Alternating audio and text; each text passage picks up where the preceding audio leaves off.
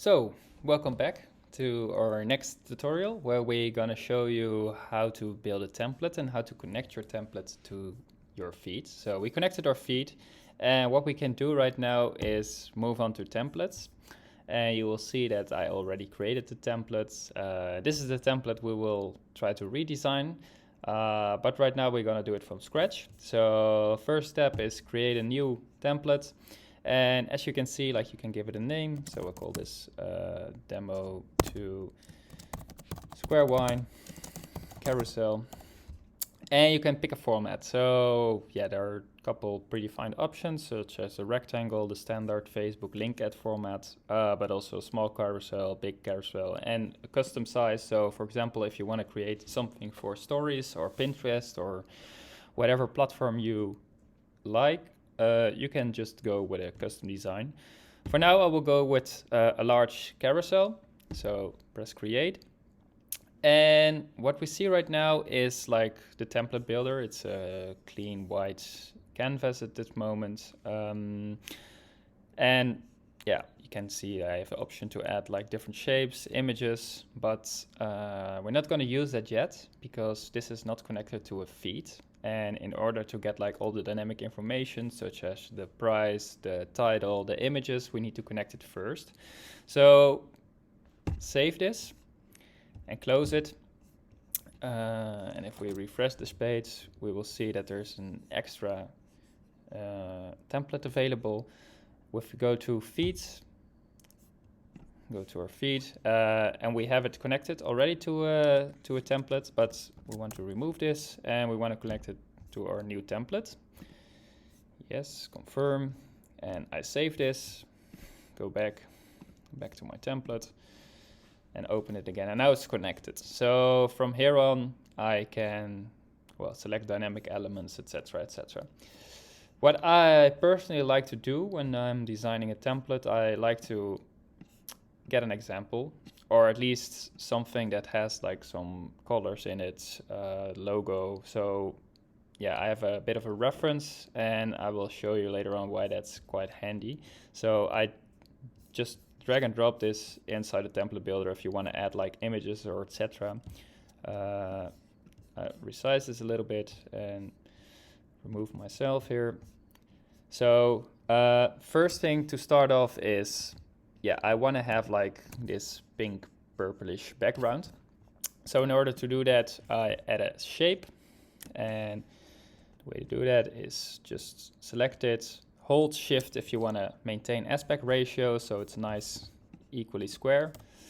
I want to get rid of the border, and for the fill you can select like an RGB code, HSL or a hex code, but my personal preference is actually the color picker. So I can just go over here and hover over some color I like, press it, and then it's automatically applied to the object. So that's yeah, a bit more sufficient. And as you can see in this design, I have a very nice rounded border here. So if you want to do that, you can specify a border radius. I go with 100 pixels in this case. So you can see it's applied across all borders. So I only want to show it for this border, so I have to move it a little bit outside of the canvas. Yep, somewhere like this. And I also like to have like a small shadow, so maybe a little bit grayish. So I have like a nice shadow effect as well, which creates a little bit more depth in the design. And from that point, we can start with our dynamic elements. Let's start off with an image. So I select the image, select where you want to place it. Well, at this point you see like nothing is happening, but that's because I first need to select an image. So in this case, I can do image 0 URL, and I can place it over here. So there we have our bottle. Now I want to add a title. So go like this, and the way text fields work like is you can just start typing whatever you want, but that is just for static text.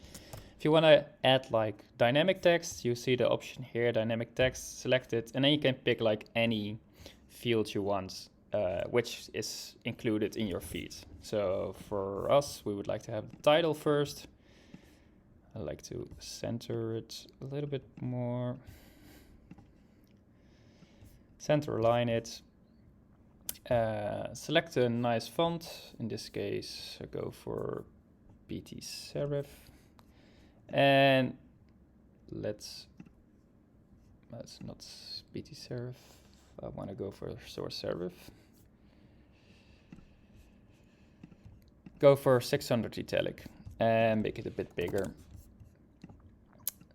I want to change the color as well, so it's a bit more darker.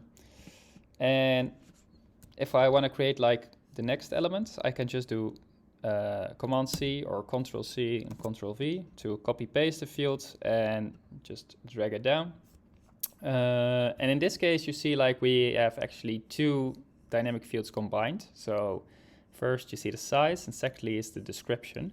How we achieve this is as follows. So we select the size first, and I do comma space, and I can add a description. So now it's combining two fields. I'm gonna change the font again. Go for Open Sans, 35 and light. And I'll make it a little bit more lighter. Not too much, but just a little bit. So that's what we like. And now we have these, well, 3 squares that contain some product information. I can select the square, remove the border, add some border radius, in this case 20 pixels. And yeah, again, I also want to add actually some shadow, so go back to this element, go for shadow, a little bit gray, and copy paste this. So 1, 2, 3, and align it the way you want. And the last one, I want to make it black. Then I can add some fields again. So first type. For this I'm using Open Sans again. A little bit lighter font and a light design. Place it over here. Copy paste this. Here I want to use the vintage. And for the last one, we will show information about the country, and I will change the color here as well, because otherwise the contrast gets completely lost.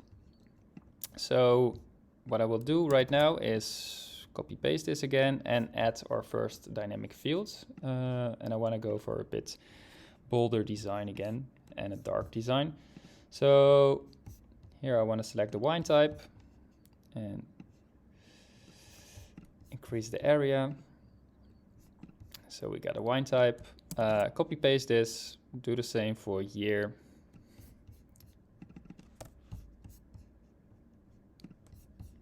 And lastly, we want to select our country.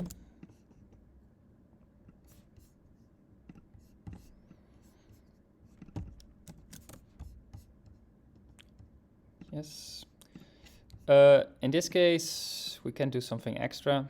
I also have a country flag included, so I can select an image field, make this square, and go for image 1. And you can see like that's the Italian flag, because in this case it's an Italian wine. Can add it over here, for example. And lastly, yeah, we have this this more playful font or more classic font.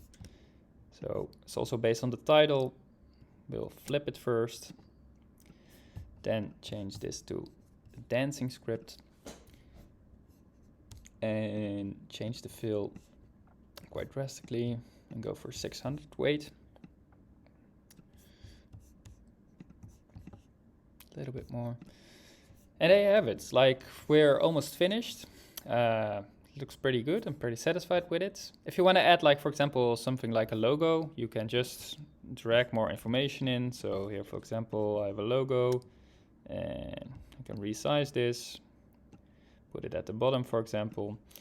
And yeah, it's just like that. Last thing I always do with my designs is to check them item by item. So if you want to do that, you can go to this eye icon and you can see like, hey, this is the first item of 6 because there are six items in my feed.